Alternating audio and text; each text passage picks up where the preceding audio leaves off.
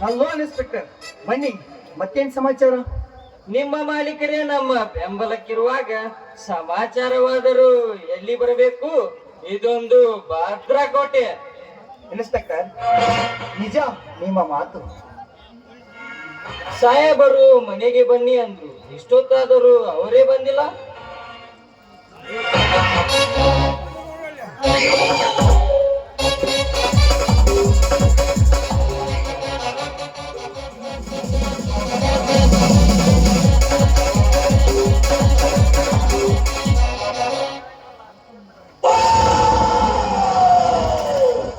Inspector, ಹೇಳಿದ time ಮುಂಚೆನೆ ಬಂದಿದ್ದೀರಲ್ಲ?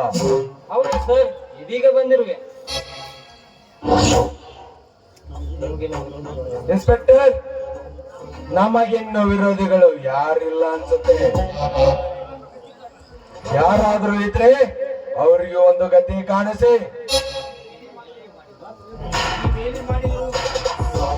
ನೀವೇನೇ ಮಾಡಿದರು ಅದನ್ನು ಮುಚ್ಚಿ ಹಾಕೋಕೆ ಸರ್ಕಾರವೇ ನಮ್ಮ ಕೈಯಲ್ಲಿದೆ.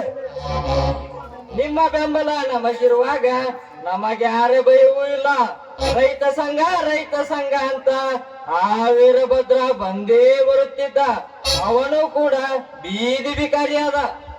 ಭಿಕಾರಿ ಅಷ್ಟೇ ಅಲ್ಲ, ಈ ಜನ್ಮದಲ್ಲೇ ನಮ್ಮ ತಂಟೆಗೆ ಬರುವುದಿಲ್ಲ. ಅವನ ನಾನು ಕೊಟ್ಟಿರೋ ಕ್ರಿಮಿನಲ್ ಐಡಿಯಾನೇ ಅಂತದ್ದು. ಶಬಾಸ್ ಸುಂದರ್, ಶಬಾಸ್. ನಿನ್ನ ಉಪಾಯ ತುಂಬಾನೇ ವಿಚಿತ್ರವಾಗಿದೆ. ನೀನು ಮಾಡಿದಂತೆ ನಾನು ಮಾಡಿದ್ದರೆ ಕಾನೂನು 106 ಪ್ರಶ್ನೆ ಕೇಳುತ್ತೆ. ಇನ್ಸ್ಪೆಕ್ಟರ್ ಸುಂದರ್, ನೀವಿಬ್ಬರು ನನ್ನ ಬಲಗೈ ಬಂಡ್ರಿದ್ದಾಗೆ.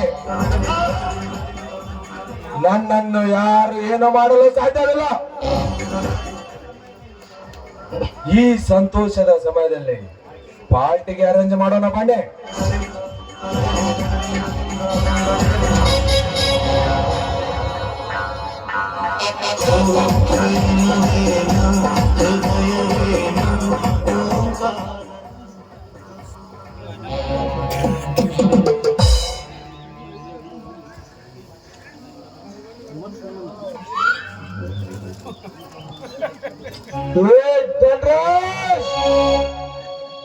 ಕರಿ ಆ ನಿನ್ನ ಬಚ್ಚಾಗಳನ್ನು. ನನ್ನಂತೆ ಎಷ್ಟು ಜನ ಅಮಾಯಕರ ಕಣ್ಣಿಗೆ ಅಂಜರಿಸಿರುವಿರಿ. ಏನು ವೀರಭದ್ರ, ಬೀದಿಯಲ್ಲಿ ಬೇಡಿರೋ ಭಿಕ್ಷೆ ಸಾಲಲಿಲ್ಲವೇನು? ಭಿಕ್ಷೆ ಬೇಡಲು ಇಲ್ಲಿವರೆಗೂ ಬಂದಿರುವೆಯಲ್ಲ, ನಿನ್ನ ಮೆಚ್ಚಲೇಬೇಕಾದ್ದು ವೀರಭದ್ರ, ಮೆಚ್ಚಲೇಬೇಕಾದ್ದು. ವೀರಭದ್ರ, ನನ್ನ ಸರ್ವಿಸ್ ನಲ್ಲಿ ನಿನ್ನಂತ ಮೂರ್ಖನನ್ನ ನೋಡಲೇ ಇಲ್ಲ. ತಲೆ ಗಟ್ಟಿದಂತ ಕಲ್ಲು ಬಂಡೆಗೆ ಆಯ್ದರೆ ಏನಾಗುತ್ತದೆ ಎಂದು ಅರ್ಥವಾಗಿರ್ಲೇಬೇಕಲ್ಲ. ಅರ್ಥವಾಗಿದೆ ಇನ್ಸ್ಪೆಕ್ಟರ್, ಅರ್ಥವಾಗಿದೆ.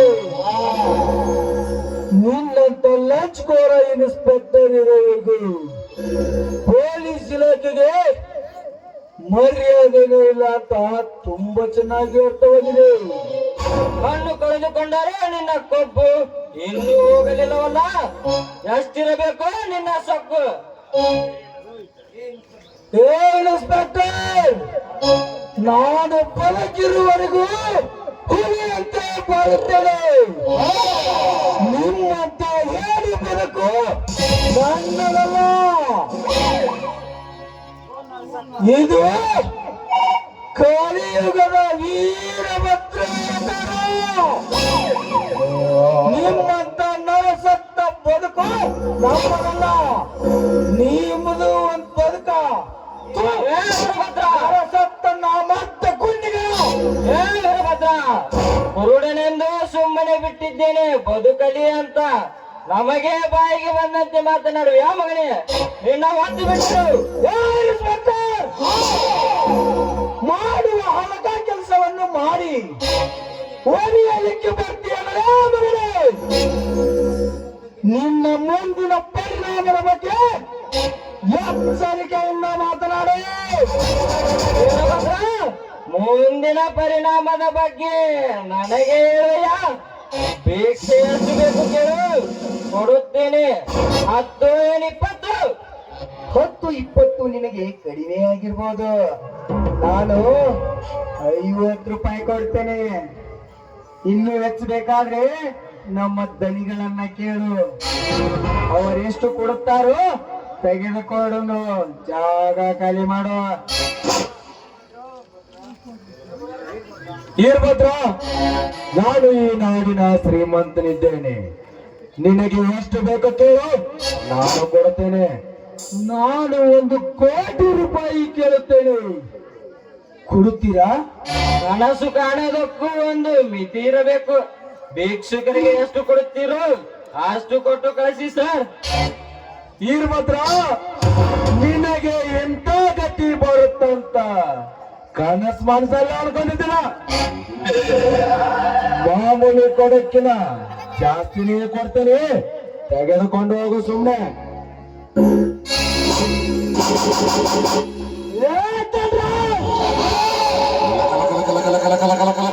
ನಾನು ಕಣ್ಣು ಕಳೆದುಕೊಂಡೆ ಅಂತ ಚಕ್ಕಿನಿಂದ ಮಾತನಾಡುತ್ತಿರುವೆಯಲ್ಲ.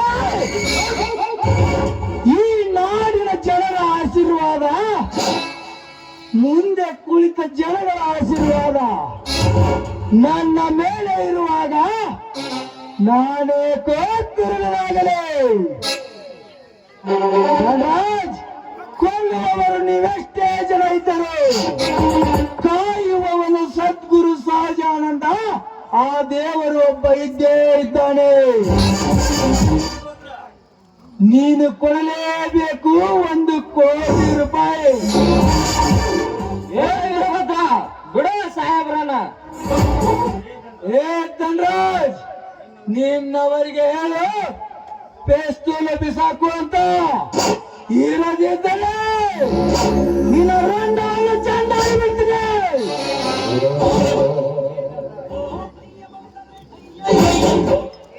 ಏ ಧನರಾಜ್, ಅಂದು ನನಗೆ 20 ಎಕರೆ ಜಮೀನು ಬಿಟ್ಟು ಕೊಟ್ಟೆ ಅಲ್ಲ, ಆ ಜಮೀನಿನ ಮೇಲೆ ಬ್ಯಾಂಕಿನಲ್ಲಿ 1 ಕೋಟಿ ರೂಪಾಯಿ ಸಾಲ ಮಾಡಿರುವೆ.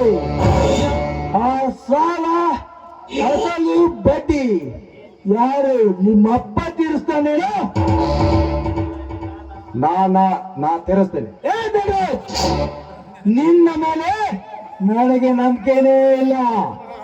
ನೀನೆಂತ ಲಪಂಗ ಅನ್ನೋದು ಇಡೀ ಜಗತ್ತಿಗೆ ಗೊತ್ತು. ಹಾ, ಕೊಡೋದು ಮುರಾರಿ, ಏ ಮುರಾರಿ, ಚೆಕ್ ಬುಕ್ ತೆಗೆದುಕೊಂಡು ಬಾ.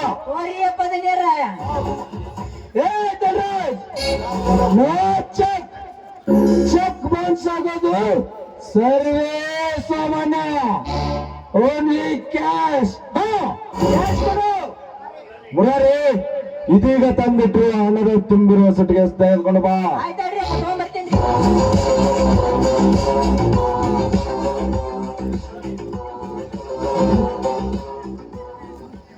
ತೋರ್ಪ ಇರ್ಭದ್ರಪ್ಪನ, ನಿನಗೆ ಸೇರಬೇಕಾದ ಹಣವನ್ನು. ಪುಷ್ಪ ಪುಷ್ಪ ಪುಷ್ಪ ಪುಷ್ಪ ಪುಷ್ಪ ಪುಷ್ಪ ರಾಜ್.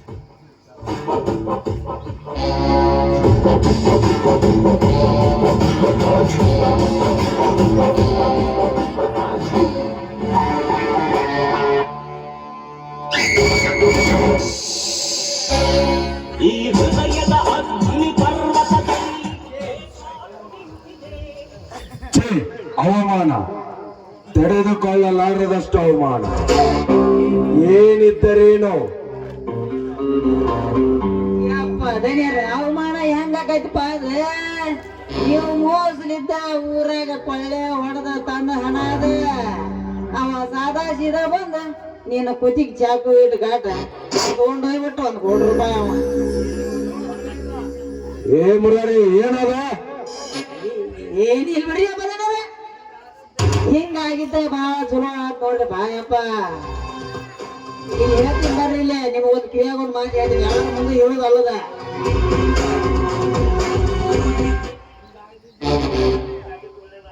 ಹಿಂಗಾಗಿದ್ದು ಒಳ್ಳೇದಾಯ್ತು ಬಿಡ ಮುರಾರಿ. ದಿನಾರ ಹೋಗೋಣ ನಡ್ರಿ ಮುಂದೆ ನೋಡ್ಕೊಂಡಂತ ಬೆಳಿಗ್ಗೆ ಅವನ್ನ ಹಾಕೋದ್ ಬರ್ತಾರೆ